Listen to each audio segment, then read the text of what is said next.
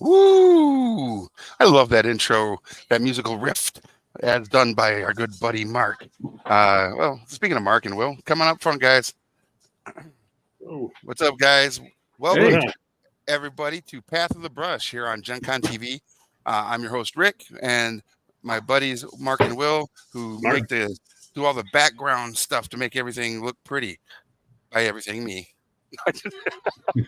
We combed that beard today. We got in there. Pretty paint. We tried to rest him down and put some mascara on him, but it just didn't work. Yeah, it didn't work out. Maybe next time, guys. Yeah, we kept mispronouncing Rouge as Rogue, and then it all just, Yep. you know, It just broke down from there. You're looking like the best Fallout boy ever, you know? Nice. Welcome to Path of the Brush. We are continuing our path of Dungeons and Dragons miniatures or Dungeons and Dragons themology. So I'm working on still my big whale, who's going to be one of the deities in my homebrew campaign, the Stormcrest Chronicles, and it's super fun. And yeah, look at this bad boy. look at that guy. Yeah, he's crazy cool. Yeah, I like this trident and this sword in his hand. It's gross. But yeah, so we're really excited to be here today and do all this. You might hear some background noise. We are really busy here at Hoplite Games tonight. Hoplite Games in Lansing, Michigan. Yes. Yeah. Who said that? Who said we hopping? that was that guy. That joke, yeah. That guy. All right. No, for But sure. it's true. Yeah, so I wrapped up The Beholder as inspired by, right? Mm-hmm. Monster Man. So I'll bust it out, show it. This was what we did last week, right? So, looking good. Ooh, look at the eye. The Look at solo win. Let's bring him up there. Look at that guy. Mm. That's some great work on that eyeball. Oh, it's a nice eyeball, yeah. And then even the side. You should look at him upside down, but I still did some good work under there. But yeah, staying with that theme, I got this guy here. What is this? It's a Beholder zombie that I've had for some time. I don't know if you can see the dust there, but it definitely was. It's been sitting on the shelf. Big shout out to Peter. Peter's in the chat. Hi, Peter. Peter? We usually give you 2 to 3 shout outs throughout the show, but we'll give you a big shout out now. Just so everybody that's watching knows, we wouldn't be here on Gen Con TV if it hadn't been for Peter giving us the invite, and we're super happy to be here. And make sure you hit that bell and that heart so you get the notifications and you're following the channel, because there's a ton of other amazing content that's being produced here. And 22 days away, Gen Con is going down, and there's going to be a lot of cool content being produced live at the show. So you don't want to miss any of that. So, all right, sorry, but It's perfect. Perfect. Yeah. No, it's time to get hype, right? It countdown's is. happening. I'm getting excited here. I'm getting real excited. The big things I'm excited for, I think that's a great question for everybody. What's everybody excited for Gen Con? One of the things I'm super excited for is Gen Con TV will have a booth at the convention, and they'll be promoting all the content and all the things going on. And you'll probably be able to see Mark, Will, and I at some point throughout the weekend, maybe a couple times throughout the weekend at the booth, promoting not just Path of the Brush, but the entire channel and all the amazing content. So come say hello. That's right. I didn't want to totally throw it out there right now. Yeah, Peter, we've already talked about it a couple times, but for all of you watching and everybody in the store here, on the 24th of July, Peter will be joining us here on Path of the Brush, and we're going to be painting something very interesting. But once they're done, they can be super awesome for your game. So I'm not going to tease out what that's going to be, but it's going to be amazing. Uh-oh. I haven't heard this. No pressure. Oh, it's going to be an entertainers section. Okay. I'm excited for all the panels we're doing about all the editions of D&D through history. Oh, Peter, you don't need to be terrified. We will actually give instruction for you on this one. And the first thing I'll say is, because I know what we're painting, base it with a primer that is like the main color you think you want the entire piece to be, and then we'll just do from that what we need to do. Pick about 5 colors and we should be good. The old gonna be a blast. KISS, right? Keep it simple. Keep it simple. Stupid. No, Santa. Keep it simple, Santa. Keep it simple, Santa. That's me. But yeah, so Mark and Will, what are you guys excited about for Gen Con this year? I'm excited to check out the actual like field. I was so busy running around doing video and different things. I didn't get a chance to actually like play on the field or do anything like that. So I'll just hang out there for a little bit, say hello to the people over there, and promote, because some people are just there the whole time. I think it's a good opportunity to kind of promote things on that end and just find out what people are doing, and just the people's sheer joy that are there. I always run into a few people I know. But it's truly like their Super Bowl, it's Super Bowl gaming, right? Yeah, it definitely is. How about you, Will? Well, I'm just overall excited because it's my first time. So there's, even though I've heard the stories, I don't know what to expect. Long time listener, first time caller. Yeah. No. Later, Peter. Later, Peter. Thanks for coming in and saying hi. We appreciate you.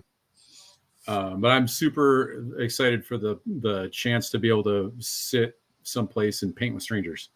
Ooh. And just hang out. You can literally do that anytime, anywhere. I think that'd be super funny if we did that. Like, we made a little kit. We don't film it or anything. We maybe take pictures at the location, and we go around Lansing and just like stop in and paint a miniature or work on our miniature at like JJ's Doghouse, the hot dogs place. We should go there one time, get a couple Chicago dogs, paint some miniatures. Yeah, just hang out and paint, and let people go like, "What are these crazy people doing?" Yeah. Go to a laundromat. Oh, laundromat, yeah. I always thought that would be a fun one to go to, a packed laundromat and just sit down and break open a game table. I have a portable game table that would be kind of funny to do that with. People are trying to fold clothes on your table. You're like, get out of here. That would be fun to go like do some laundry, open up a game table, like put down a chessboard and just sit and see if anybody sits down. Yeah. Something like that. Or set up like 4 paint stations, us 3, and then invite someone to come and paint with us. That would be fun. Yeah. And yeah, we could technically do it anywhere. I love it. Yeah, do it anywhere. We could go with me. It would be crazy, but I think it'd be a lot of fun. I agree. So, back to Gen Con. Back to Gen Con. All right, so Gen Con 50 or 50th anniversary of D&D going on at Gen Con this year. I want to say it's like, what is this? Like the 54th, 55th Gen Con now? Crazy. But one of the things I'm also really excited about is because it is the 50th anniversary of Dungeons and Dragons. A lot of companies that have licenses, sub-licenses for the D&D product line are probably going to be showing off some really cool new stuff.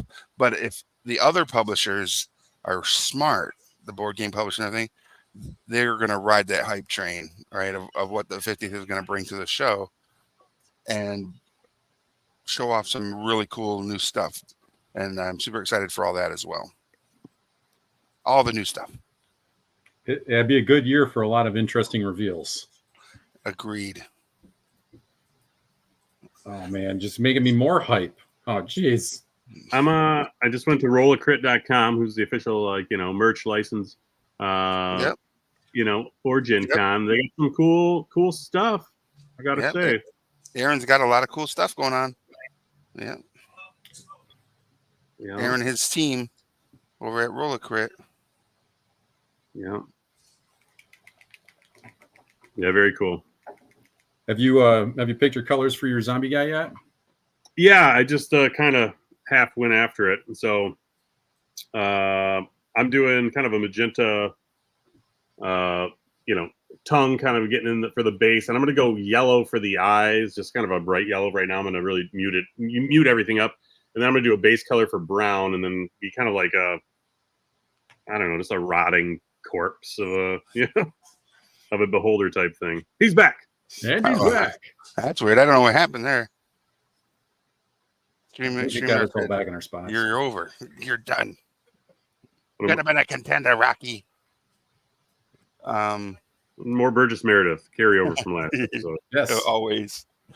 I love it. What I was gonna say is another thing we could do is we could go to the actual like painting area on the mezzanine at Gen Con, and we could just like come in and just sit down and do like I think they have speed paint events, and we could sit in and participate in a speed paint event.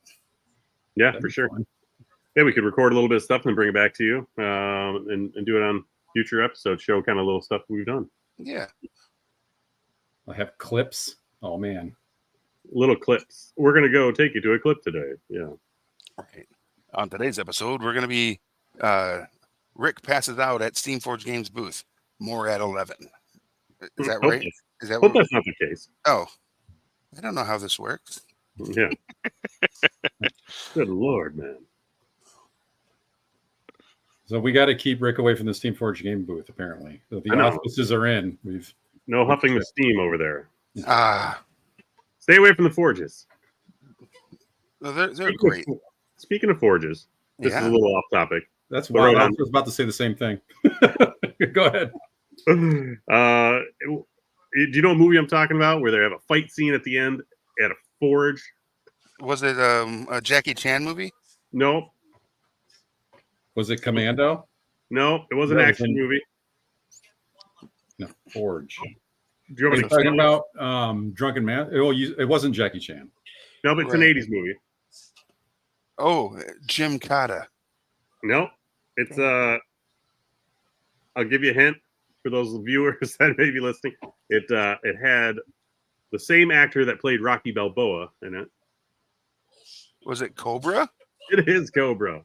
Ah, Yeah, they're at that like nice. melting, situation there, fighting off, and there, you got some molten steel behind you, and I think Sylvester Stallone always had like that matchstick in his mouth, like throughout that whole movie. He's a real tough guy. That's one of the only Sly movies that I have not actually watched. Okay, it's been years since I've seen it, but for some reason that stuck with me. And we're back again. I don't know what's going on. It's all right. Well, my guy's almost done. Goodbye, everybody. No, What a show.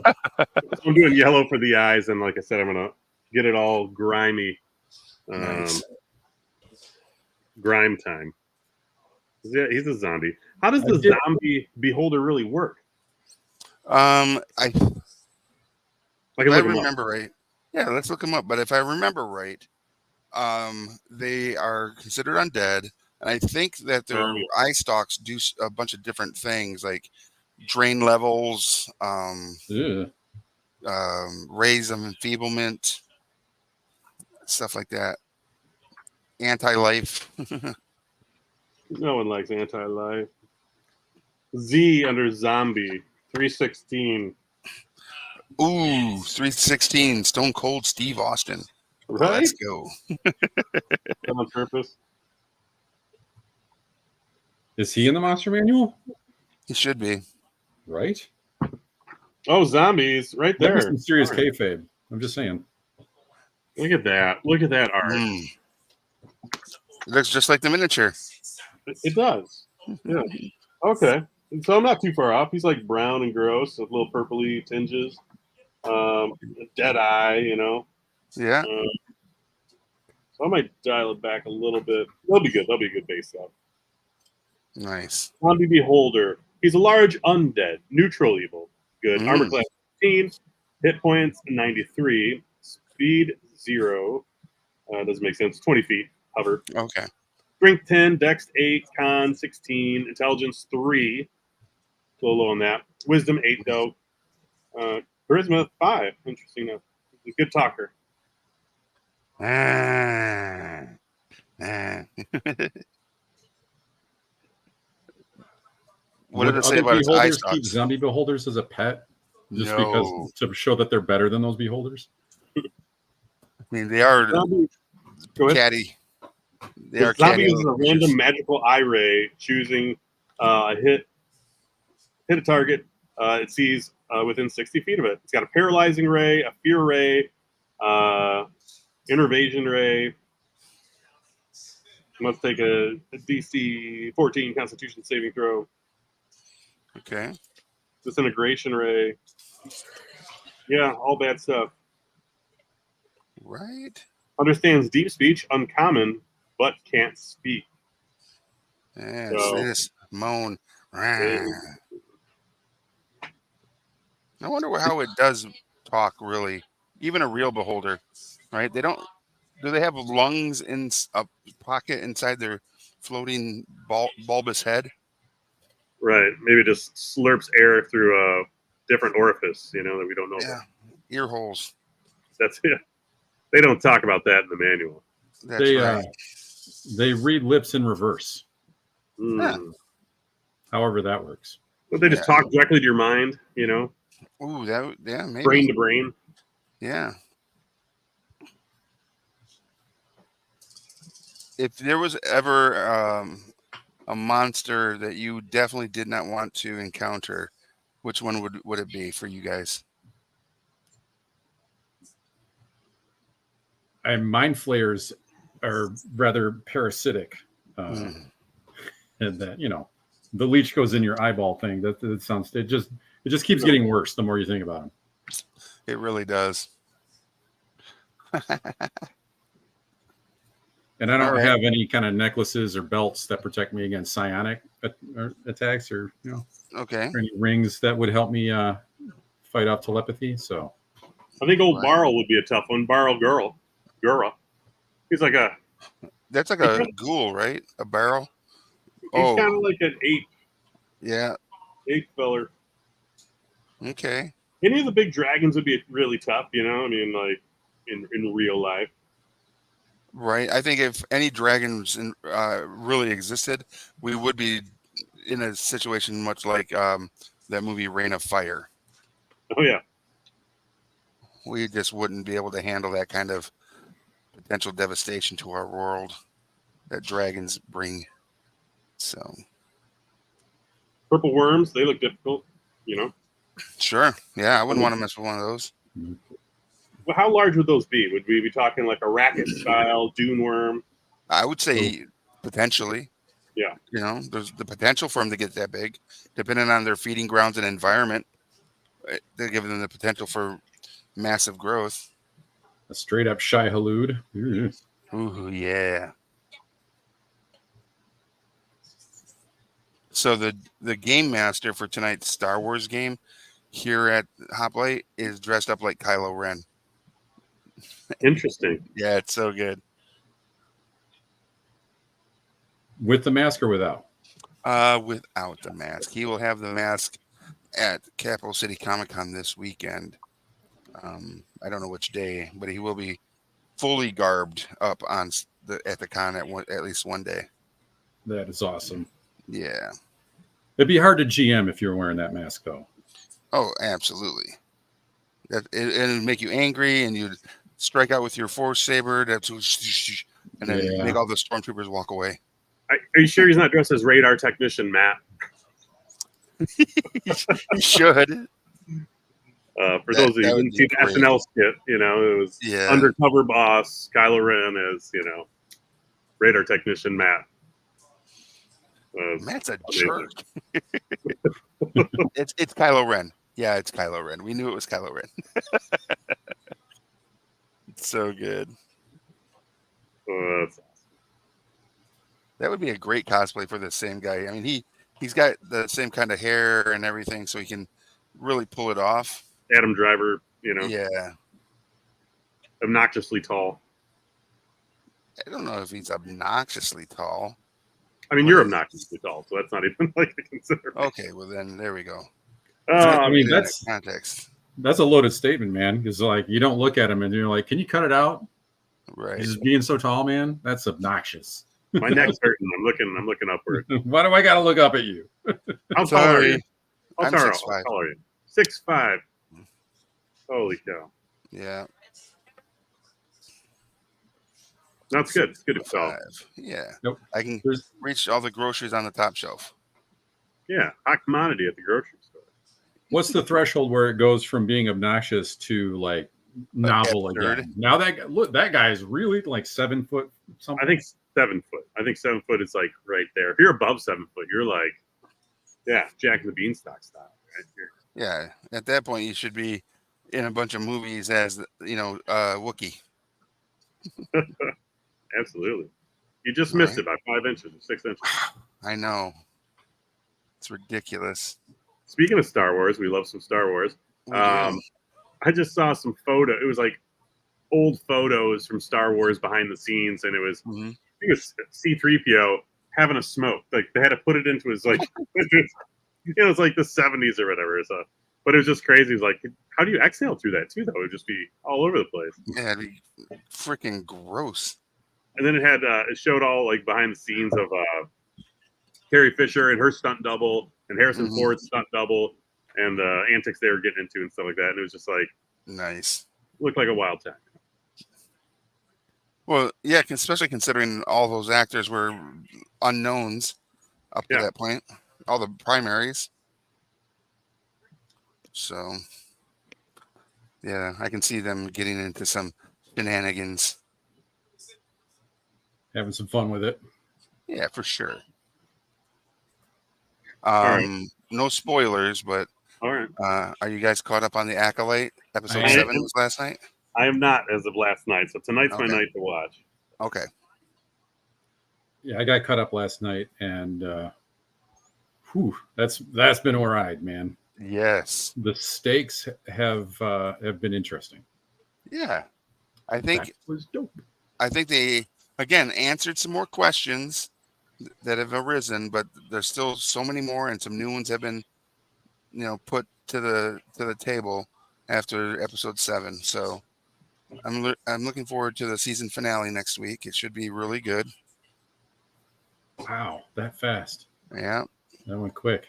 I have to say, a lot of people were negative out of the gate on it, and whenever I go after something, I don't know, I just kind of go at it as like it's entertainment, Yes. But everybody holds it to such reverence that it's never going to live up to that if that's how you're going into it, Yep. No Star Wars film or TV show is meant to be a the film of the century.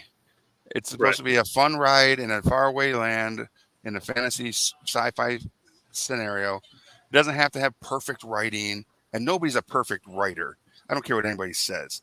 And I would challenge anybody that's been throwing like all the shade on it to write something better. Right. Honestly, the people who review bombed it, like, you're not making them happy with anything. No, of course not. Yeah. No, you'd have to go and improve their life. Right. And then they might be able to enjoy media. Exactly. It's like, man, I am so happy that I get to see a new Star Wars themed show every freaking Tuesday right now. And because growing up, once they were over, I mean, when Phantom Menace and them came out, I was like, oh my God, I was so excited and happy. And they were great, entertaining movies. Right. And I think, I just enjoy my fandom, and I want to, scream it from the freaking cliffs, be like, this was awesome. Is everything perfect? No, but I don't go in there looking for perfection. I go in there to be entertained, and I would say Acolyte has been a success in that for me. Yeah, and I would say that the fear also was that it would be too vanilla, or like it would be like really kiddied down a little bit or something like that. But there were some intense fight scenes that was like, PG-13 for sure. If not, you know what I mean? Like almost a rated R fight scene. There's not like blood and heads and stuff flying off, but it was an intense, and there. I'm not going to say who, but there were some fallen characters, right? That you felt for, and yeah, it was. They gave you some stakes, and it was been a wild ride. And I like to think, like, can you imagine if way back when the original Star Wars Christmas special came out, if the internet was here and you could Rotten Tomatoes the Christmas special?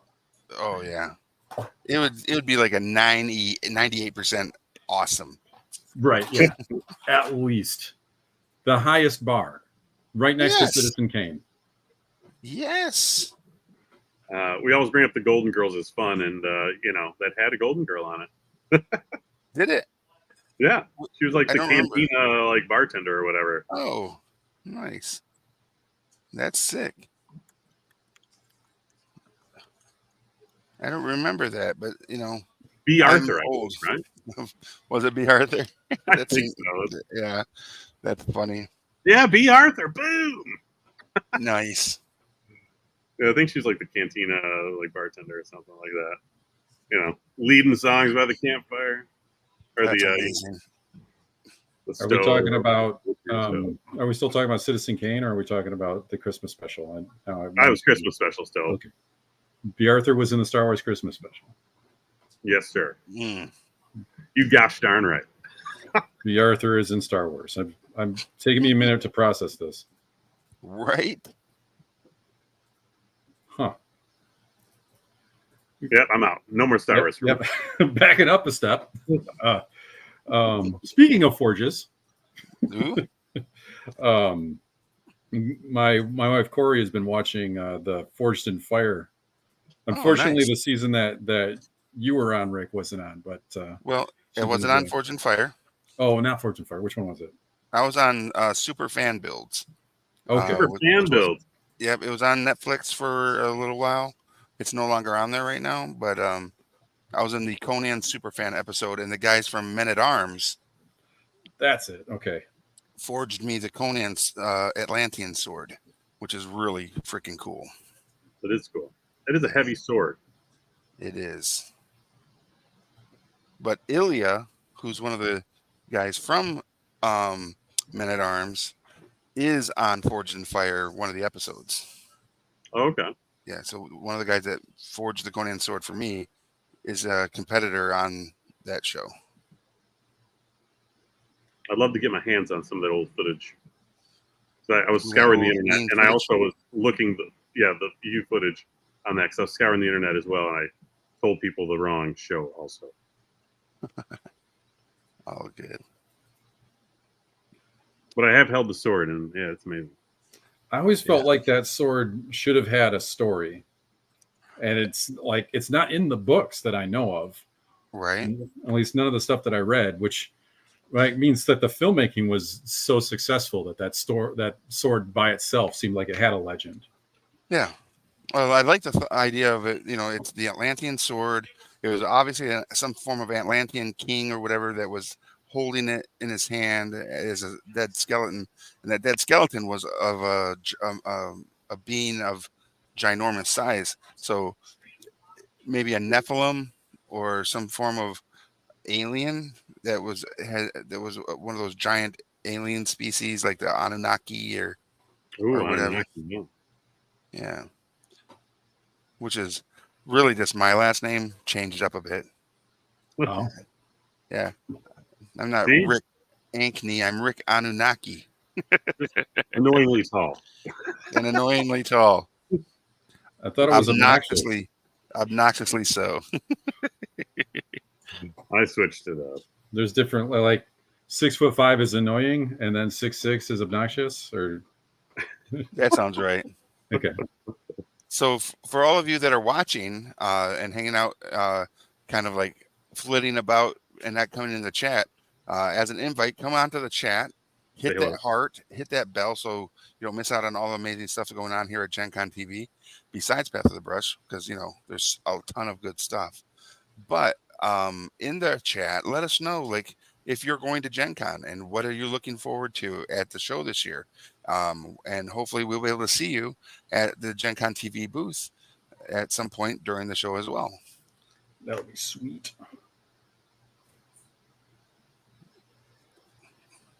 It shall be a great time. I think, I told you about it, right? Well, you saw me right afterwards, Rick, but I don't know if I got a chance to tell you about it, Mark. Over the weekend, I got to finally volunteer at the Humane Society. So you can go there and walk the dogs. That was awesome. That was so fun. That is cool. Heck yeah, man.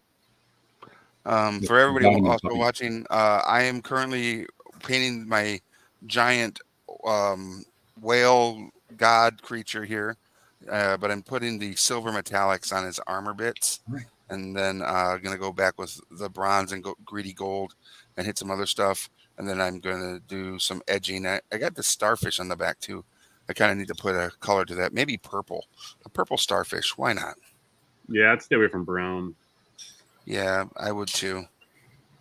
I'm using brown on my beholder though. He's a zombie, so I'm doing some weird base color here, getting some brown on him and some yellow for the eye stalks, a little magenta in his mouth, and then I'm just gonna layer in the goo, get him all grunged up and like his flesh Nice. is coming off. Might look good with some nuclear sunrise. Got to be careful with that one. Yeah, That's a bad habit. that one just wants to be free. It does. That's What a right. throwback. And the paints that we are using are the Army Painters War Paints Fanatics and Speed Paint 2.0. For those of you curious as to what brand of paint we're using, I'm currently using Obsidian Skin Tone, but I'm using that to try and make this like really dark cave dirt for these dogs. I'm gonna put some wash in there after that dries to give it some more texture. some cave dirt. Some cave dirt. I'm gonna go since I'm using brown right now. I'm gonna go for some pure red. Brought to you Ooh. by Army Painter Fanatic. Nice. And I think that's gonna. I'm gonna water it down a little bit. Maybe Yeah. add a little white to it. You know, get old school. Mhm. Try to do some blending, Oh, mixing Nice. it up. Very cool. like a DJ over here. I need to ask the two of you. Okay. Is there a day this week or weekend that you could both come up and we could maybe spend an hour to chitty chat about some stuff? Yeah. Yeah, we just got a comment from Rob Champ though. It's his What's first up? time going to Gen Con. He's excited. Can't wait to play Hero Quest in person with some people from Disc. Oh man, yeah, I got a chance to play Hero Nice. Quest with some buddies like 2 years ago. That was a really good time. Nice. Where are you located, Robert? Or Rob? But to What part of answer the your country? question, Rick, I was planning on going there tomorrow for paint night, and then on Friday to get a game in, and then on Saturday to get a game in. So I'll be around. Okay. All right, cool. I just kind of want to come up with a game plan for some stuff. Yeah. We'll look at the vendor list and see like if there's any that we just really need to attack. Yeah. No, I like it. Rob is Yeah. from Albany, New York. Nice. Either Thursday or Friday. What's your friendly local game store called up there that you go to frequently? Let's give a shout out to Rob's game store. Yeah. We like to throw all of them out there into the universe so everybody knows when you're in the area, you'll be visiting X, Y, or Z game store. My uncle lived in Albany. Zombie Planet is where Rob goes. Zombie Planet Planet, nice. sounds like a cool spot. It Yeah. does sound like a cool spot. This guy's Zombie- excited to visit Zombie Planet one day. Go back to his Yes. brethren. You know. You're like, I gotta go back to my house. Yeah, in Zombie Planet. I somehow got warped into these realms. Nice. Oh, He's a zombie jeez. beholder. And Yes. this might be the jump that lets him go home. Is this? Ziggy says you got to do this one more. You got to make sure that Mary Lou goes to the dance. Ziggy Just got says you back got to from- use the disintegration eyeball. Oh, he just picked up Savage Sword of Conan issue number 3. Hey, who's publishing Conan right now? I know Marvel lost the rights recently. I think before Gen Con last year. So I can't recall who the publisher was that picked it up. I mean, I could just call the guys from Heroic Signatures that owns the rights to Conan overall and be like, hey, what publisher's doing your stuff right now? Yeah, or we could Google it too. Yeah, it sounds like a lot of work. I'm Will, painting. get on the I don't- Google. But I'm painting. I'll Google it in a sec. Titan I mean- Comics, okay, out of the UK. Nice. Oh. I thought it was not one of the big three. That's cool No. that they got that. Yeah, I've Titan not Comics picked has them done a lot of cool stuff. They did Warhammer comic book for a little while. I think they did an Assassin's Creed. They also Oh, did there was another video game property that they did a really good comic book around too. Maybe it was Modern Warfare. Hmm. I can't remember. They have a lot of cool IPs that they work with, so good on them. Does mean they're doing a good job. Yeah, for sure. I think when they did the Savage Avengers with Conan being jumped to the future, is when they're like, yeah, this isn't really the Conan imagery we want. So I did pick that up. yeah. It's hard to imagine a conversation between Conan and Captain America. Right. I did read one Conan that was a what if Conan, where he did get transported to the present time, and when he got here, he was like he kind of felt like he was choking because the oxygen, planetary oxygen levels weren't as high as they are during his time, right? Yeah. Because there's not as much pollution, and mankind hasn't done all the great things we've done to the planet. So The Hyborian Age. yes, Take a deep breath of that Hyborian air. so good. I'm guessing there'd probably be areas on Earth during his time frame that would have some of that megafauna. Oh, for sure. Well, Atlantis was supposed to still be above the waves.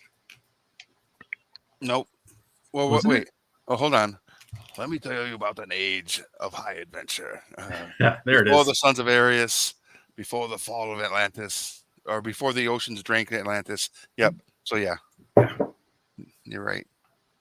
When Mako's doing his dialogue intro to the Conan movie, let me tell you a time of high adventure. Yeah, the So newer Conan, it was hard having that intro not done by Mako. I know. But they got a pretty good voice for it. Yeah. All You know right. whose voice I would love to have heard? The guy who played Lopan. Right? Two girls with green eyes. You guys, awesome. I'm switching to my game. My game Envy Felonic Synth, the 000 Oh. 000, because I can't get into like the little bits. I need to really get a Mhm. fine detail brush around some of the stuff here, and Okay. I feel like once you get, if you over base everything, then you're repainting everything. So try to be a good boy, right? Nice. Rob says that the series is awesome so far. That's That's awesome. good to hear. Is it Yeah. based off of any of the Robert E. Howard stuff, or do they? Because I know some of the Marvel comics, they went their own direction, and they were still fun stories. Yeah. And I just wonder, like, if they're sticking close to the source material on that. Yeah, that's a great question. I found out way after the fact, and I should have realized it because the main villain in the second movie, but like Robert E. Howard and Lovecraft were buddies, and they set their stories in the same universe. So I just Nice. man, Okay. Yeah, Weird Tales, right? yeah, Yep. The old pulp magazines where you could read the original stories. What's the aftermarket? For some of those old, if you can find the old Weird Tales and The old- stuff like.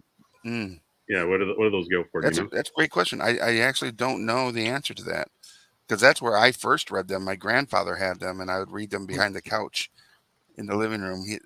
There's a bookshelf, and there'd be like all the encyclopedias and all the pulp magazines that my grandfather read and Very had cool. and stuff. Yeah, and I would be the only grandkid that'd be sitting back there reading everything, the encyclopedias. I was just a sponge for knowledge as a child. Now I see a book and I'm like, not just kidding. there's some Weird Tales on eBay from 1932 that are up for $400. Oh, interesting. Dang. That's Oh, amazing. it has such a good cover. Mm. When I was, I think I was like 11, 12, my stepmom for Christmas got me a book of those Weird Tales the art for the covers of all the Weird Tales magazines. Oh, very cool. Table, like coffee book cover or coffee book table type. You know, I just poured over that thing like it was, it was all resource. It was all reference material for art. I loved it so much. Look up, and this goes for everybody else watching. If you can, open up another tab. Look up Conan the Destroyer novel art, or like the cover art to the Conan the Destroyer novel. That is such a good Frazetta piece. Who's I think one of the best Conan artists to ever live. And it's not the Schwarzenegger picture. We gotta find the painting. Yeah, it's definitely not Schwarzenegger. Does he still have the helmet on in that one with the horns? I don't recall him having the horns on his helmet for that one. Okay. No, they are using Howard as inspiration, but the original, they do have Jim Zub. Yeah, Jim Zub. He was at Gen Con last year, and we were at the Diana Jones Awards, and Jim and I were talking about because he had just announced that he was taking over the Conan comic, and we had a really fun conversation. Yeah, it's so good. I'm seeing if I can grab a look at that print. Because that is so freaking cool. Yep. And if everybody's interested in scoping out some amazing Frazetta artwork, you can go to Frazetta.com or Frank Frazetta. I think frankfrazetta.com. I think most of the stuff's on Frazetta Girls now. His granddaughter's website. Yes, and daughters. That'd be Heidi and all them. Now you said you've met them. Yeah. We're friends on Facebook. All the daughters and I, all the girls. Yeah, that's awesome. Yeah, that was the benefit of working for the largest distributor of comic books for a while. Getting to meet all those folks, right out there doing the good works to keep amazing artwork alive and in the world. They find you charmingly tall. No, obnoxious. There he comes again, obnoxiously tall. That's right, that guy. Nice. All right, I got the picture. Give me just a minute. I can bring it over. Man, I had forgotten just how long it takes just to put because it's such a big model, getting all the silver on the plate mail pieces. Oh, it's. You're like Frosty the Snowman in that reindeer movie. Huh? With all your silver and gold. Oh, that's Yukon Cornelius. Rudolph the Red-Nosed Reindeer. Yeah. The guy the miner. I'm Yukon Cornelius. Nothing. That's a name that tells you a story right there. Right? Bumbles bounce. They were buddies at the end. Just had a toothache. Yeah. That's right. He is so upset because his teeth hurt. And now he's got no teeth. And that's like, oh, gee. That's crazy. That song is in there, though, right? Silver and gold. I didn't just make that up. Yep. Silver and gold. I go on many tangents. Yeah. That's Yukon Cornelius is singing that. But I believe it was Burl Ives who played the narrator Snowman to that.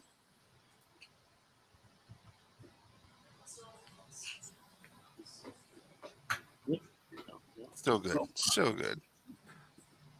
And that's one of the things. Speaking, look at that. I love that. I love that picture. I accidentally brought up Mr. Wazowski. Yeah. There we go. Mike Wazowski. All right. Let's put this up there. There it is. The Frazetta Fine Art Conan the Destroyer. There it is. Oh yeah. Oh yeah, he does have the helmet. In this Yep. that he does, not Schwarzenegger. Yep. Right. Yeah, and I have this picture here now hung up here at the store. I can look at it over here by the D&D area or the RPG area. Just amazing stuff. Yeah, it's such a great picture. He's just going to work on all those baddies. Because when was that first published? Howard stuff. That was 32 and in Weird Tales. Yeah. The one that I found was Robert E. Howard's first Conan stories. I mean, Yes. would you say Conan was the biggest inspiration for D&D? No, Lord of the Rings, right? Lord of the Rings is yeah. Yeah, One it's of got the biggest. halflings in it. Yeah. Well, they tried Second to make biggest? Would you hobbits. say second biggest? I'd say it's an absolute influence to like the barbarian class in Dungeons and Dragons, but I don't think it's one or two to the overall D&D thing. But that's subjective, right? You can read like the history of D&D. There's a really wonderful, like you were talking about earlier, these coffee table books, right? That are like great art bits or whatever. There's a new Dungeons and Dragons, like the creation of Dungeons and Dragons history book. That's like, I don't know, it's like 3 inches thick, right? It's huge book. And it gives you history to D&D even before 1974 when it was first printed, which thus Okay. hence making it 50 years of Dungeons and Dragons this year. I think it was like 1971 or 70 when they were like play testing and putting it together and going through the history of like Mhm. when Dave Arneson was first like presented with it, and then what would become D&D, and him and his gaming group were playing something, and then they introduced it to Gary, who's like, "Whoa, we can actually do this with it," hence Dungeons and Dragons. So it's worth a read, worth a get if you have the opportunity. There's Yeah. also a fun documentary. I Beholden. Well, that's the art one. Uh-huh. I got another one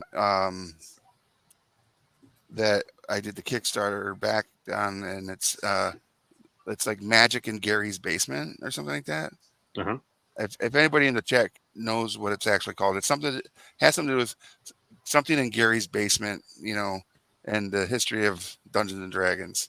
I'm I have- going to I say have the that DVD. title's a little suspect. Just Sure.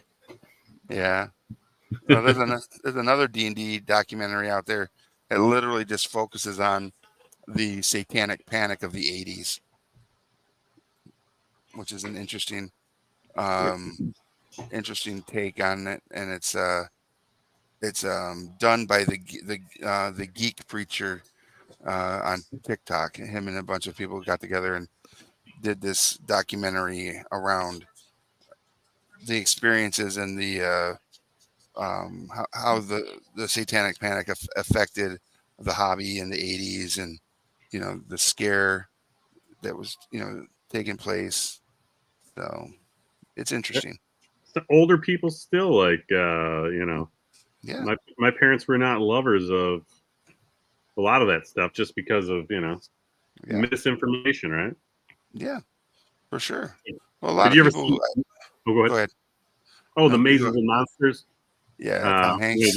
The Tom Hanks one, and that didn't help. That type of Mm-hmm. way they painted it, right? Yeah. Well, it also didn't help that it is based off a true story that took Yeah, place here MSU. at Michigan State University, which is a mile and a half from the store. In Yeah, the I basically tunnels. I live off of the campus there. Yeah, I'm not too far Yeah. away. So So it's very interesting times. Nice. that's a culture war I'll be glad we never have to go back to. right. Well, we'll go back to it in some capacity, but it may not be around Dungeons and Dragons. Right. It'll Yeah. be around something else. It's a constantly secular event, it seems. Yeah. There's always something. It'll probably be pinball this time. I think it's going to be, and it has already begun around TikTok. You know, it may not be religious fervor around it. It may be just social fervor and political fervor. So Yeah, something to be mad about. Well, life is boring if you're happy. Not go. at all. All right, I based this guy Brown. It was a pain in the All day. right. Get it all into the Ooh. crevasses and cracks, and That yellow looks great. yeah. So It's popping off. I'm gonna do a little bit of a kind of bone color, get it real Mhm. gross, and then we've got some gloss varnish to slime up some stuff later for the Nice. Yeah. All right. More tools in your toolbox, right? Heck yeah. Nice. All right, let this guy dry for a little bit. It surprised me just how effective gloss varnish was at just making puddles.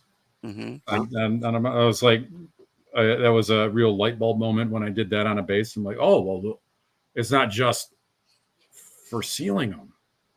It's for effects too. And what else have I been using wrong or not as much? Oh no. What else have I done wrong? There's nothing you can do wrong. As long as you learn from it. Well, Will, you paint so well, man. It's like you and Mark both are amazing painters, and I think you both could be competing on a level beyond the kind of competitions I have now here at the store. I think you guys could be entering into stuff at Gen Con, Adepticon, all sorts of them. Hey, you are also a wonderful painter and an inspirator. That's what I am. I'm an inspirator. Wonderful painter. I appreciate that, but we Find have yourself- different styles for sure. And whereas I am not competitive level, I feel like you both could literally get in the arena and go to battle with other acrylic slingers. You know. Well, thank you. That's You mentioned that a couple shows ago, and it's that has inspired me. I think I am gonna try it out. At least put my toe in the door. Yes. Yeah, I enjoy competitive gaming, but I have less time to do it now that life takes turns and things like that. But painting something you can really always get away to do, Yeah. and having an opportunity to paint with you guys every week and everybody at home, and hopefully everybody at home enjoys it as well. But it's just like it's such a wonderful path we're on, right? Yeah. Good spin there. You see what he did there? That was really good. Did because it's the path of the brush. Yeah. Right. I didn't even know I was doing it, Dude. So good. And for everybody watching, that's one of the things we want to let you all know is we are not your traditional paint show. Obviously, we just want you all to maybe schedule a time for yourself to paint, and it happens to be the same time that we're here talking about the silliness that we talk about, or interviewing someone from the industry, and just having a good time around our favorite hobby that takes place within the gaming space. We appreciate that, and that's what the path is really about. We are all on different journeys in our artistic application of this hobby, our social aspect of it. I like painting with others. I like painting with my friends. I like painting with new people. That's why I do paint and takes at different conventions. That's why every Thursday here at Hoplite Games is paint night. We get together, we enjoy each other's company, we watch a fun show, and we just paint miniatures to whatever level that we are currently on. And it's the best. And we love that you all are able to come and hang out with us, and you dedicate the time in your week just to listen to us talk about crazy stuff. You asked earlier what you're excited about for Gen Con, and I did. I said this a couple of shows ago, but we do an excellent pin bazaar, and you can collect all these cool pins, and people trade them and do different things like that. So I'm gonna, I'm gonna bring these. I got a cool like little trash talk possum there. All right. So a bunch of neat stuff. But Nice. yeah, there's just so much fun stuff. Like wherever you turn, Yeah. there's good opportunities to either play, purchase, demo, right? Yep. Paint. Paint for sure. There's a lot of fun stuff to do. All right, I'm going all out with the Beholder game here. I'm going to get into a Gazer Spectre with these little dudes on here because I don't know. I unearthed I moved something over. And it was like a mimic just spit out a mimic, a little chest just spit out all these little guys. Nice. So I'm gonna. You ever do that? You just hoard a bunch of stuff and you say, No. Now I'm going to create a show that I can paint this stuff on. I don't hoard anything. Miniatures, RPGs, miniatures, brushes, paint. Yeah, no. That's not me. I'm sure someone, when we were down at the studio, would come down there and be like, "What's wrong with you?" The old studio, right? Right. Are you talking about me? I was like, what the heck? But then you had so many pockets of things. You'd always be like, get out of there, Mark. Get out of there. No, I know you just want to look at stuff. Get out of there. Well, there's always, I would never like be mad at you. No, get out of there. But yeah, there's always belief the first time I went there. Oh man. Yeah. That was inspirational actually, because the first time we met was after. What was it? Michigan GT? Yeah, Michigan GT, right? Yep. And we all kind of went over there to hang out and eat pizza, and it was kind of a wrap party. Yeah, it was. And look at us now. Well, it's also kind of strange, right? You think about the Michigan GT. When I first moved back to Michigan 3 years ago, it was around late September, early October, and I was maybe here, I don't know, a week or so, and the GT was going on. And so I went, also because John Russell from Warlord Games had brought my suitcases from a convention that we were at the weekend before, and I didn't want to pay because I oddly had to get another suitcase to put a bunch of stuff in that I might have picked up at that convention, and I had asked him if he'd be willing to drive him in his van to here in Michigan because he was going to be here for the GT. And he did. So I went to the GT, met up with him, got to meet all the guys that own the GT, and now I own the GT. Look at you go. 3 years later. Building an empire of nerddom here in Michigan. Yeah, now you can't leave. Yeah, it's crazy. Quite the homecoming. Yeah. Holy crap. It's definitely wild. That first time going into your studio, it reminded me of when I was a kid and going into the game stores, and it's just like, am I in Candyland? Look at all this stuff. Crazy. Yeah. It nourished the child within. Yes.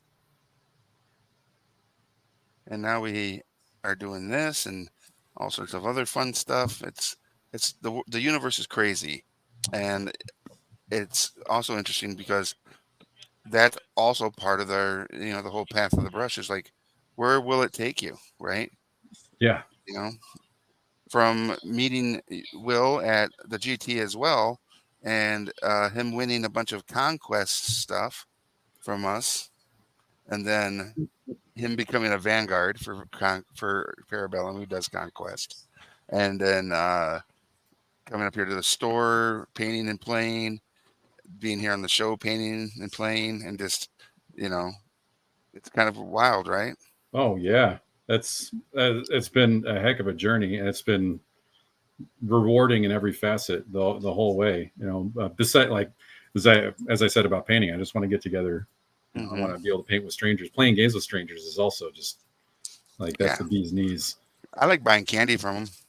Yeah, that's a good like. And if they have a windowless van that they're selling the candy from, Yeah, come on. Sounds like Every Warlord time. Games does. So good work.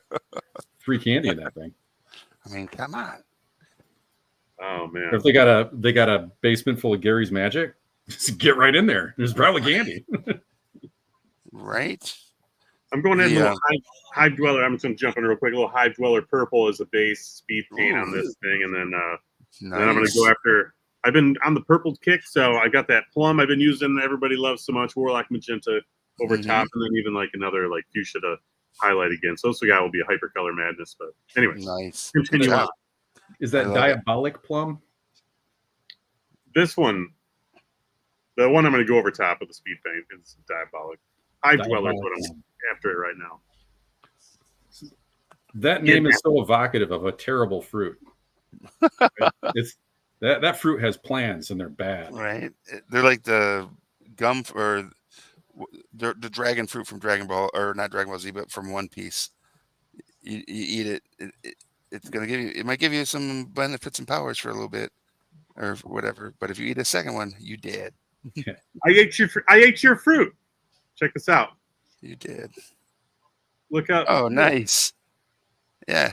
Is that a dragon fruit piece Devil fruit, yeah. or devil fruit? Sorry. Yeah.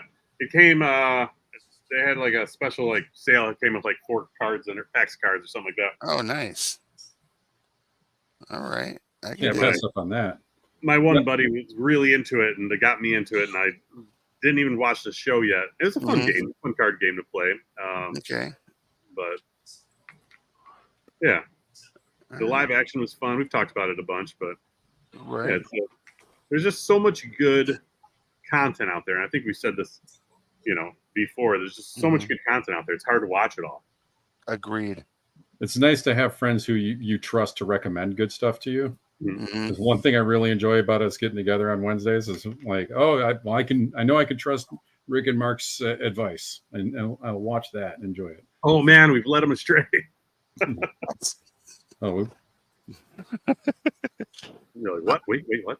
What? so in One Piece, as I know you know a bit more about it. If every time somebody eats that fruit, is there like a power and a curse? Does it give like Yes. nothing down to it? Okay. Yeah, sort of. So different devil fruit gives you different powers. Like, the main character, Straw Hat Luffy, or Luffy the monkey, he drank or ate the rubber fruit, right? So that's why his body's all rubbery and everything. But he can't swim. He can't be in water, and because it'll kill him. And he's a pirate, so yikes! Yeah. In a world that's like 90% water, Correct. he's allergic to it. Isn't that how Buggy got his crazy powers as well? A lot of the different guys. Yeah, anybody that has superpowers basically on the show got him from eating enough devil fruit. The old devil fruit. Yeah, See, now it's a witch hunt like 1980s. The old devil. that's right. They're coming after fruit next. That's it. Right. All the pineapples in the world. It's corrupting know, our youth. Yeah, that's right. It's eating our youth because isn't the enzymes that pineapples put out actually basically eat meat? It's I don't acidic, know. you're saying? Really acidic? Yeah. I don't want to hear bad things about pineapple, man. I love pineapple. You're gonna break my heart here. And now we're about to really upset the internet. Pineapple is great on pizza. It's so good. I actually had an interesting docking of pineapple. It was a chicken salad sandwich, but instead of grapes, they put pineapple bit in it, which was All kind of right. yeah. I didn't hate it. Yeah, that actually sounds really delicious. Very Magically cool. delicious. That reminds me of a conversation I had with my family at dinner, and it was, how would you make a sandwich that is a dessert? What would you do to make a sandwich that was dessert? The Monte Cristo. Oh yeah, that's a classic. What's a Monte Cristo? You haven't had a Monte Cristo? I mean, I watched the movie. It's and like a read the ham. book. It's like if you took French toast and like a ham sandwich. I think it's ham and turkey with Mhm. jelly on the inside, deep fried, and then powdered sugar on the top. And it's like jelly. I think actually maybe you dip it in jelly. I think it's like melty cheese, kind of French toasty, deep fried with powdered sugar on the outside. Mm. You I dip think it- some places serve it with maple syrup, even. Oh, What? man. Right? Maple syrup. A maple syrup sandwich, dude. Just saying. Maple syrup is your kryptonite. It is. So I would, if I were to make a dessert sandwich, I'd probably make 2 pieces of French toast, right? I would put maple syrup on it. I would put like maybe like a boysenberry or a lingonberry on there as well. Maybe on one lingonberry, on the other maple syrup, and then put it together. I almost feel too like if you did put an egg in there in the center, it'd be Oh, an yeah. amazing breakfast sandwich, Yeah. but also Oh, yeah. kind of desserty, right? And then a little powdered sugar on it as well at the end there. Mm. We caught you before dinner. You can tell. No, You're I going- did eat. I literally. That's why I was kind of like late to the show. I was eating Chinese food. Oh, okay. Yeah, I was What, having what, my what sweet and did you sour get? chicken. What was your sweet and Sweet- sour? All right. Sweet and sour chicken and some chicken fried rice. Oh, delicious. Yeah, 2 of my favorite things. You do the one on the corner there? No, I do the one on the other corner. Oh, Went over on the corner. I don't But go not that to. corner. I don't go to Asian flavor or Chinese flavor or flavor of China. okay. I go to Asian um, gourmet or whatever it's called. Asian gourmet, yeah. And I There's- eat there. There was a Chinese place up the road that just closed. I'm not sure why. It's been there for 20, 25 years. East Cafe. Okay. It survived COVID in the whole thing, and it just closed recently. So I'm not really sure why. There's something Huh. new there. So that was our go-to as like a carry-out place just up the road. But there's another one called Walk and Roll. Oh, I've seen this one. Yeah, I was like, that's a brilliant name. yeah, Yeah. Nice. it was. The reason I liked, well, I don't want to talk bad about either restaurant but the one, Because they're watching. the one that's on the, if I'm looking out the store here and I go to the right, that Yeah. one is the one I will not eat at anymore. I ate there Okay. once. That's all I needed. But the other one that's on the left-hand side of the block, one of the reasons I love it is the lady who takes the orders is just the best. She is amazing. She walk in, she gets right in you. What do you want? What'd you order? And I'm like, no, I need to order. You order now. And it's like, and she's just like aggressive, and she has like Aquafina's voice, right? Oh. And she's Oh, probably that's about the same age as Aquafina, and it's like this woman is amazing and everything I want in a Carry-out restaurant experience. carry-out restaurant. She's just, I mean, she's the best. And it's funny is now that we've been going there for so long, over the last like year almost, she knows the people here at the store for the most part. Like she knows where we're coming from, and she does it, but with a smile, and it's like, dang it, it's so good. Oh, that's fun. She's literally the best. You walk in and she's just like, "What'd you want?" Gives it to you. Yeah, It yeah. definitely seems like her mission is to get you fed, and she takes it seriously. Oh and my there's god, no they're time so to wait. fast. And they're so fast. Yeah. All right. Speed paint, because sometimes you just need to get it done. Purpley. Yep. Boom. I took your purple inspiration. Thank you. Oh, See? yeah. Yeah, right Yep. there. Right on that little starfish. Yeah. Yeah, brown would have been the wrong color for that. Yeah, that would have been Yeah, inappropriate. That's a bad kind of starfish. Yeah. No. Now I'm No. gonna do I think nope. That's purple tone. I'm going to do dark tone. You ever grab the wrong tone? Totally screw up your Yes. model. I You're like have. all confident. It's gonna look great, and then you're like, oh, this is Whoops. just brown over everything. like Beautiful. that. Yep.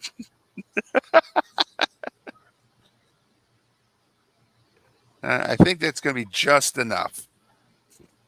Nice. You see my palette? That should do. That'll be just enough for this. He'll do all right big there. boy. Oh man. It's paints aren't that expensive. It's just like when you got the heavy hand, that's when they get you. You know? Yeah. I barely squeezed it too.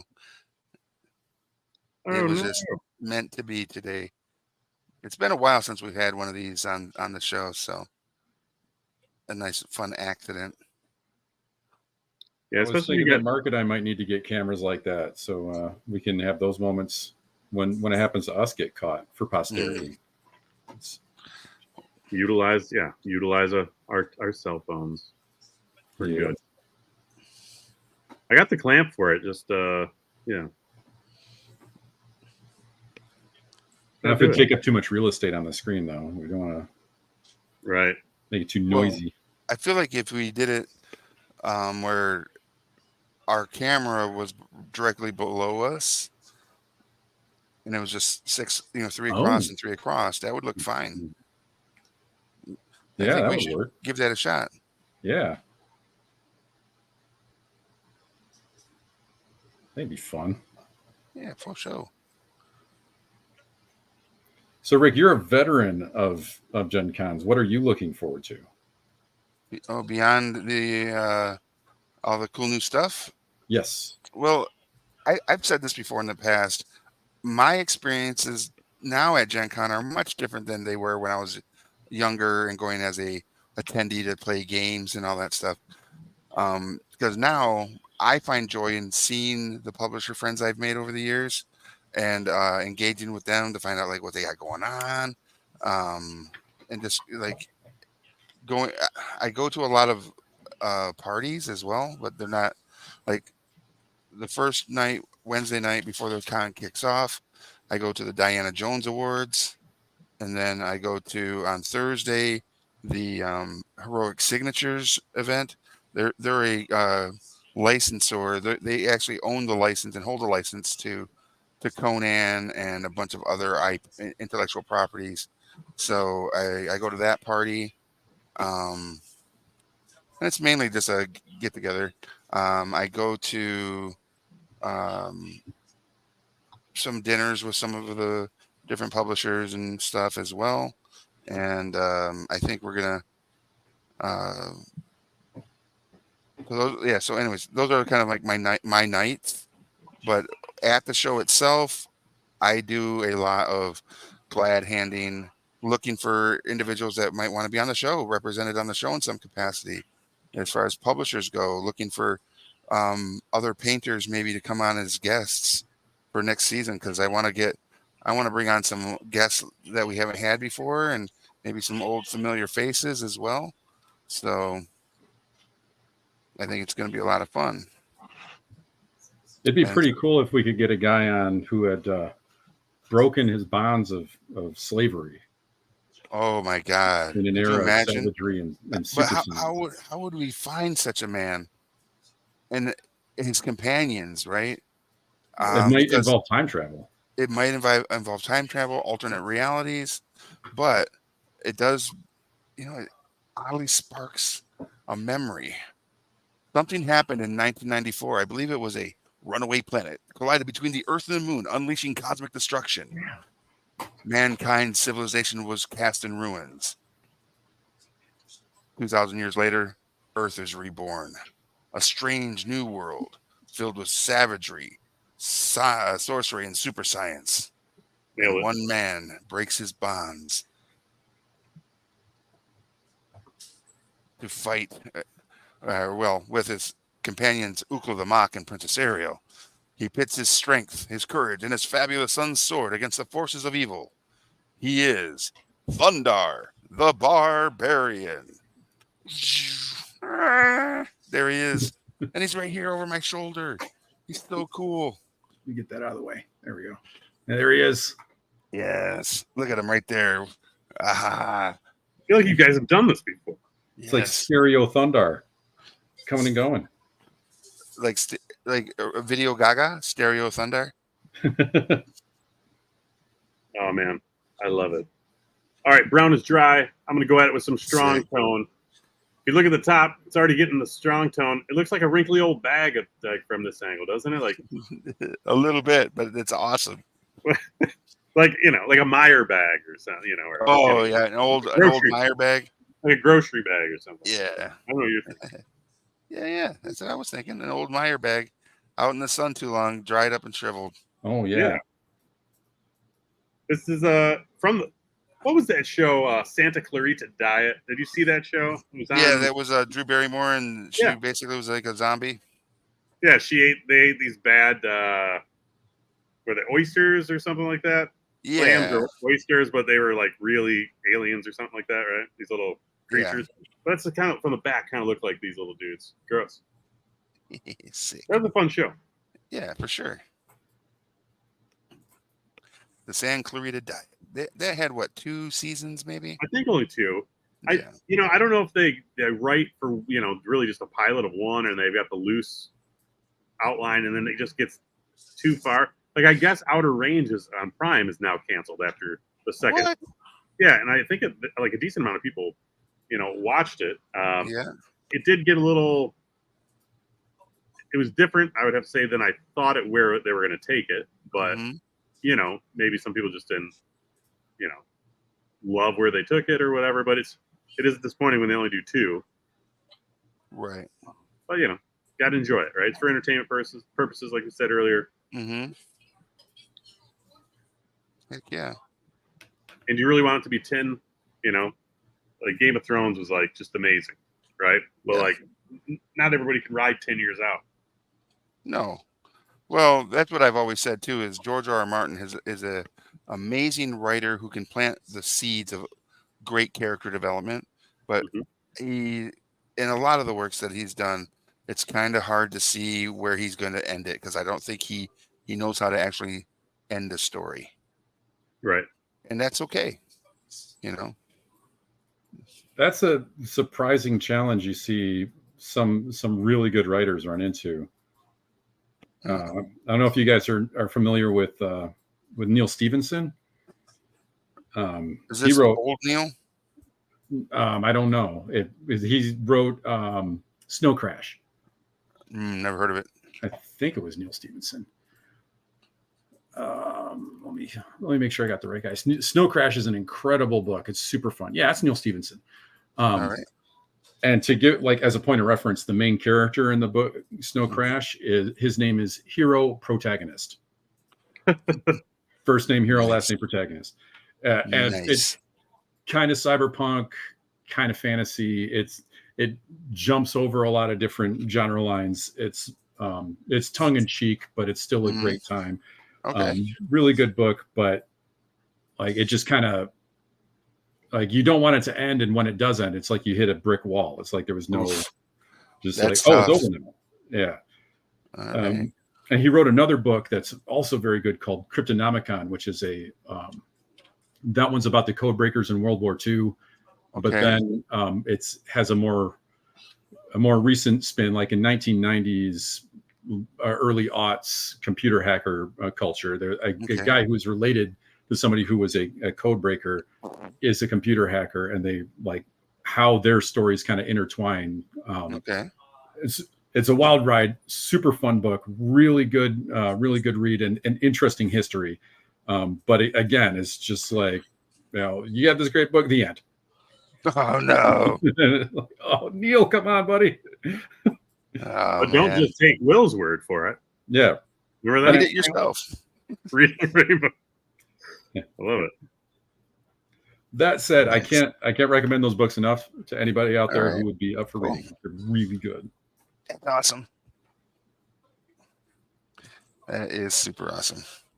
I remember when I was like in middle school and high school, I was just a voracious reader of like the John Carter, Warlord of Mars stuff, all of that.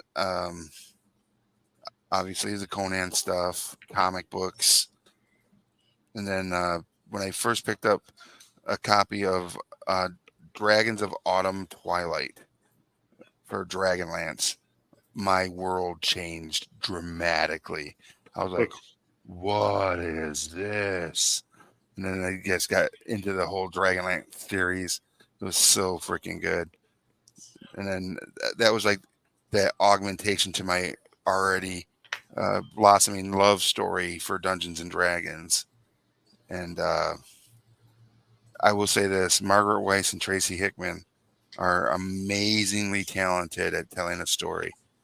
And if you haven't ever read their books, go give them a shot. They're pretty freaking awesome. I will definitely take that advice. That sounds awesome. Yeah. My introduction to Dragonlance, I only ever read the one book, which was Legend of Huma. Oh, great book. And I was, and I was just getting into high school, and I was getting to like that cynical teenage age. Of course. And I thought, like, reading, who's got time to read books? Right. And I remember picking that up because my grandma got it for me as a gift. And I just, like, 2 pages in, and like, I can't stop turning the pages. The story just keeps getting better and better. Yeah. And I didn't realize that game that I had a box for, it could build worlds like that. Yeah. That really that hit me the same way. Yeah. One of my other favorite ones that is a Dragonlance themed one is called Weasel's Luck. It was about like a squire to a knight, one of the Solamnic knights, and it's super cool. Thanks. Thank you. I'd say one of the first fantasy books I read was Conan the Formidable. The Formidable? Yeah. What about the Obnoxiously Tall? Skip that one. Too tall. So we know he's 6'5". But yeah, it was like it was a quick read because you pick up like certain books and whatever genre it may be, fantasy or even biography or anything like that. Whoever the author is, it just is everything, So yeah, this one says when no man can be trusted, a sword is a trusty friend. Yeah, because steel won't let you down. Yeah, right. What is strength? That was a Steve Perry. He wrote a couple of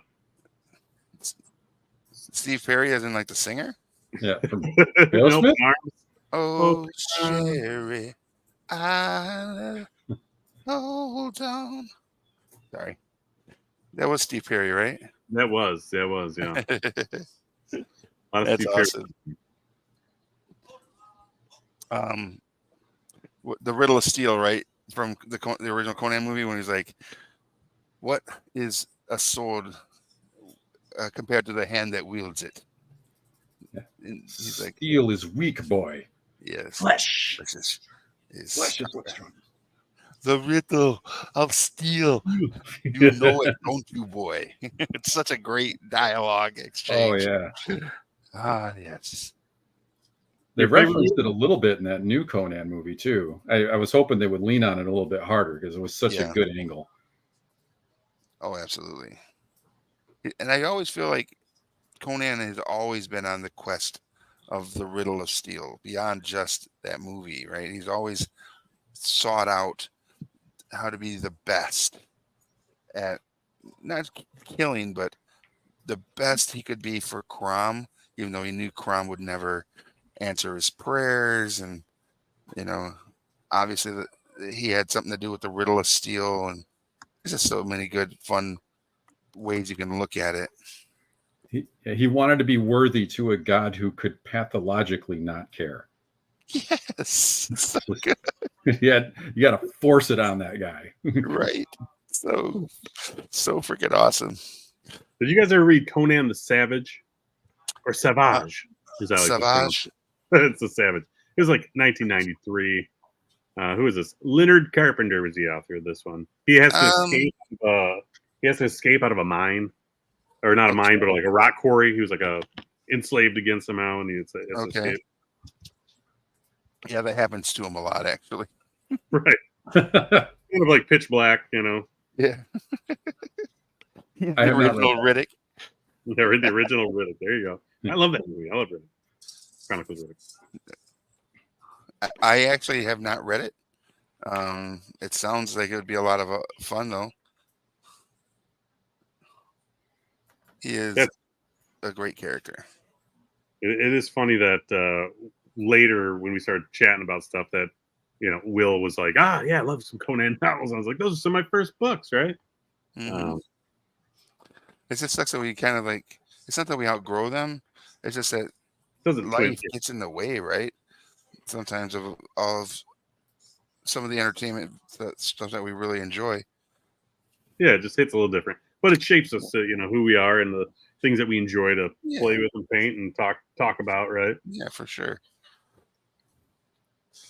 It is hard to flip pages when your fingers are covered with paint. For sure. All right. I still got a lot to do on this guy, but I got him. I went through with a dark tone. I mean, once it all dries up, then I'll go through and do some edging with some like bronze and gold on these little like decorations here on his armor. There's a couple other spots I need to do some leather banding and do the brown on the spear here and on the back end of the sword here. And he's got some rivets and spikes that need to have a different tone put to them, a different color. And then, yeah, then just hit the base, and this old boy will be ready to go up against the Stormcrest crew. That would be a fun miniature, and I don't know if I'm like cursing you by saying this, but that would be a fun miniature to do a resin pour around. A Put him in resin some pour? water. Yeah, to put him in Yeah. some water. Yeah. And make a block so Yeah, it looks like he's in underwater. yeah. Yeah. And put maybe some fish toys in there to make it look like he's got a little school Oh of man, fish behind him. Yeah, that would be cool. That'd be groovy. he seems Dang like the you, kind of Will. king who'd have like some tiny fish advisors, or at least some tiny fish that eat the parasites, Yeah, or maybe a crab. right? Couple lampreys stuck to him. Oh yeah. He's got Yo- crabs, is what you're saying. Your daughter, Your Highness. I don't know where she is. Ariel. Oh my gosh! Did you see the live action? I did. Yeah, it's pretty I agree. I thought it was a very well done um, frame for frame good. with a couple new songs thrown in there. It is really pretty. Remake. Yeah. And I'm okay with that because that's what it is. It's supposed to be just live action, and it was again entertaining. I was entertained by it, and the new musical bits and pieces were really well done. All right. Wow. As a director, that's got to be a heck of a challenge, like trying to replicate a cartoon scene for scene with people. Yeah, and the CGI, right? Because though it's live action, they're doing CGI for like Scuttlebutt or whatever, and the Sebastian and all the talking sea creatures and stuff, right? So it's like, oh, it's crazy. All right. So we should probably do a shout out to all of our sponsors and those that allow us to be able to do this. Big shout out to Hoplite Games here in Lansing, Michigan, where we're broadcasting live from with all the fun people doing all the fun games here tonight. Big shout out to the Army Painter. If you are not familiar with their paint, you need to go check them out. They got the new War Paints Fanatic and also Speed Paint 2.0, which if it isn't part of your toolbox, it needs to be. You need to go check out all the product they have and add what will fit into your toolbox. Also to Tabletop Gurus, Mark's project of news and fun around the tabletop industry. Gen Con and Gen Con TV for allowing us to be here to provide you an hour and 45 minutes worth of mediocre entertainment and conversation and also painting. We appreciate everybody that comes out here and watches. And also big shout out to Game Envy, who does the synth brushes that we use, the Phalanx synth brushes, and this dry brush palette, and the collapsible water cups we use as well. So big shout out to them over at Game Envy, the makers of the hobby handle or the hobby holder or the handle, which is a really cool tool as well. Who am I missing, guys? I feel like I'm missing somebody. You did Gen Con TV? I did. Mm-hmm. I think he did it just in reverse order. Yeah. Yeah. All right. We did it. We Yay. did it. We did it. We did the thing. We did it. No swiper, no swiping. All right. Again, super excited to be going to Gen Con in this 21 days now. And if you're going to be at the show, make sure you swing by the Gen Con TV booth and say hi to all the content creators that are going to be there throughout the weekend. Obviously, some of your favorite content creators will be there, like Mark and Will and myself. And yeah, it's going to be a blast. If you see us walking around, stop us, say hi. Tell us you have learned nothing from us. Maybe some like Big Trouble in Little China trivia, if anything. Oh yeah, that would be a cool one. Hit us with some pop culture trivia and see if you can stump us. Indoctrinated by Thundar, you know. That's right. It'll be super fun. And here's the thing about the show too is if you have any questions about painting or anything, you can always ask us, and we'll do our best to give you our insight on that particular question or process. Between the three of us, I think we could give some pretty decent advice. Yeah. So we can at least tell you about mistakes that we made. Oh yeah, 100%. Yeah. Like I'm actually going to be going out on a limb later this year at another convention where I actually do teach classes. Normally my show is called, or my classes is painting miniatures for 3 feet away, right?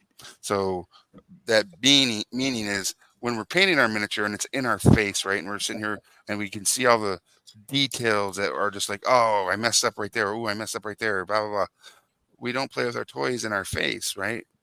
We play with our toys at about 3 feet away on the game table. And if it looks good from there, you did a great job. But this year, now take a seat if you need to for this big news. Even if it's just the edge, because this is going to put you on the edge of your seat. I'm ready. We are going to be teaching a class called Painting Miniatures for 2 feet away. So, Get out. Yep. I'm taking the leap. There'll be a 2-foot painter. So, Good guess.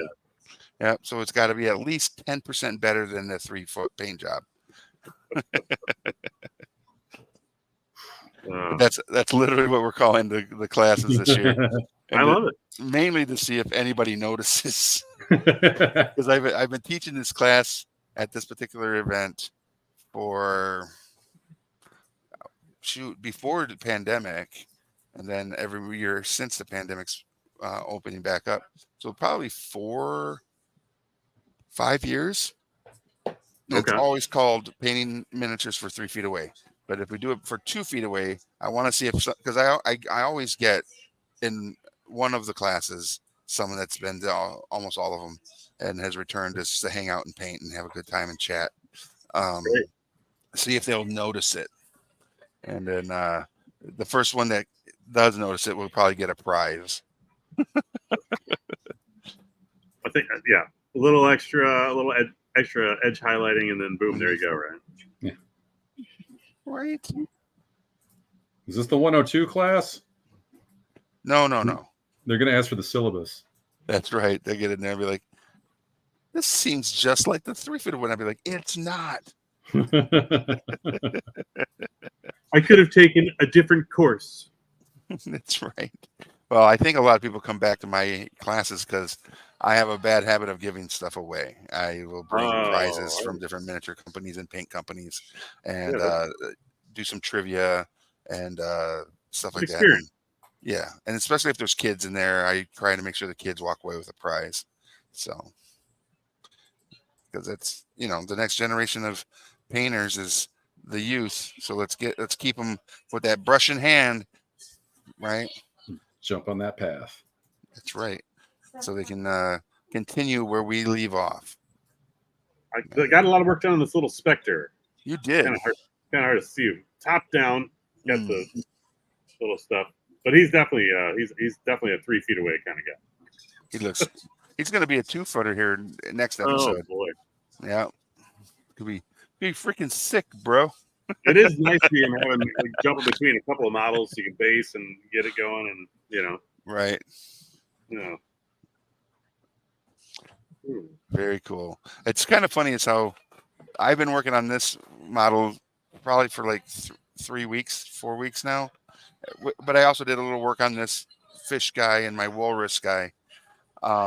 You've done 2 models now, or 1.5, and Will has done 2 in this 50th anniversary Dungeons and Dragons kind of punt, and he's working on like 50 model or 24 models from a box set from Steamforged, which is super awesome. So many Skellimans. So many Skellimans. Skelly me banana. But yeah, for everybody watching, if you're gonna be at Gen Con, come by the Gen Con TV booth and check in and say hi. And if you see Will, Mark, or myself walking around the convention at all, please stop us. I get stopped every 5 feet anyway, so what's another 2.5? Every 2.5 feet, it'll be great. And so obnoxiously tall. That's what it is. Yeah, that's got to be it. Yeah.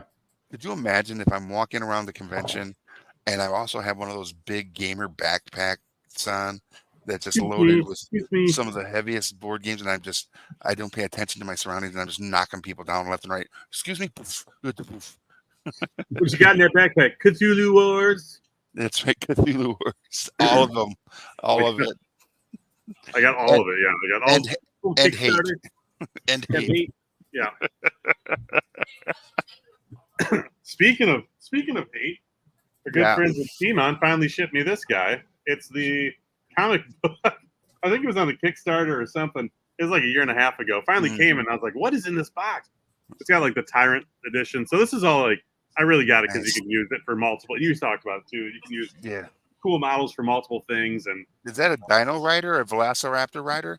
Yeah, he's riding something here. What's he got? He's That's riding. Sick. One's like a giant horse with horns, and it's a Rashnar. Yeah, it's like a Velociraptor type guy. Freaking cool. And it came with this. I didn't even take it out of the slipcover, but it's Hate 1, 2, and 3. So yeah, it's like the Chronicles of Hate, the Tyrant edition. Nice. So yeah, I'll crack this guy open, and yeah, the art style from this guy I thought was really neat. Yeah, I mean that's what they did is they gave him a platform to make his own miniatures using his art style, and that first core box for Hate just had some amazing miniatures, and I use them for what's that race called? The Goliaths, because their main miniatures are so much bigger than a regular miniature, right? So, and you get 200 some miniatures out of that box. It was tough. It was tough to find if you didn't do the Kickstarter, and I ended up finding it later on eBay, and I bought all the garbage. Right. And have I played it yet? Maybe.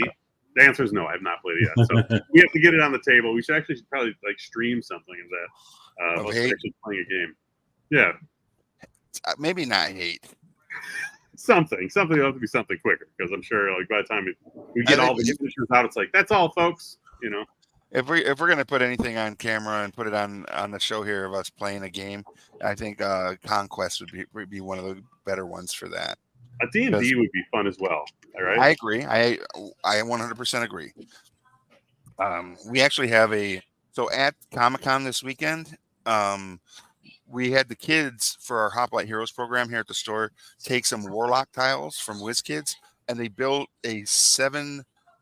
So it'd be 35 foot by 35 foot rooms, and they could do anything inside the rooms that they wanted. They had to write up a scenario or encounter for that room using 2 of 3 options. One being a combat option, a social option, or a trap puzzle option. And so they could do a social puzzle, social trap, combat puzzle, combat social. any mix of those, but 2 of the 3. And so they did that. And now what they don't realize is on Saturday at the con, they're going to be playing their regular weekly D&D game at the booth, and they're going to be going through these rooms that they made because it's going to build a tower. Right? They'll start in the top room and work their way down into the tower, or into the reverse tower, because it just goes into the ground. And they start in the tavern and go down, and it's gonna be fun to watch them go. Wait! That's my room. We don't want to be in here. We're gonna die. I think I got those pictures. I can share those too if we got time. Yeah, we got a few minutes. Oh yeah. These kids are just amazing. And it's kind of sad that not all the kids were here to build a room. So hopefully we'll be able to get the rest of the kids that are part of the program to do it for maybe a later date, so that the tower just continually gets bigger and bigger. Yeah, that looks super cool. Yeah.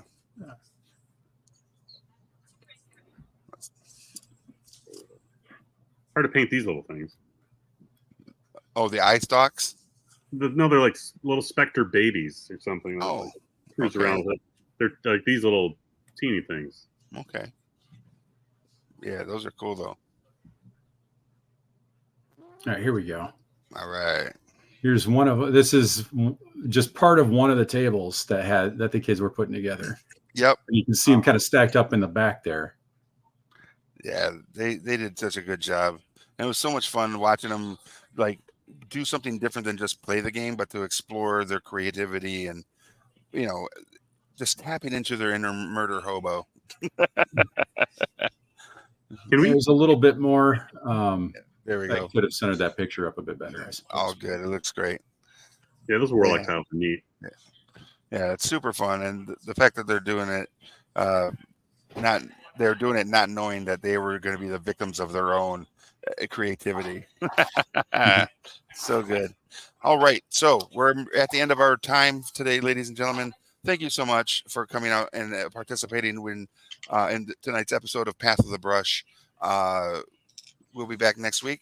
And then on the 24th, again, Peter Atkinson will be with us, and he's the owner of Gen Con, and we'll be talking about what we're painting and all things Gen Con and what people can expect this year under his umbrella. Coming up next here on Gen Con TV is Actor Roki. So check that out. It's going to be in about 15 minutes. So go take a bio break, get something to drink, and come on back and enjoy that. But until next time, I'm Rick. I'm Mark. Ah! And we'll see you at a friendly local game store. Or Gen Con. Or Gen Con. Gen Con.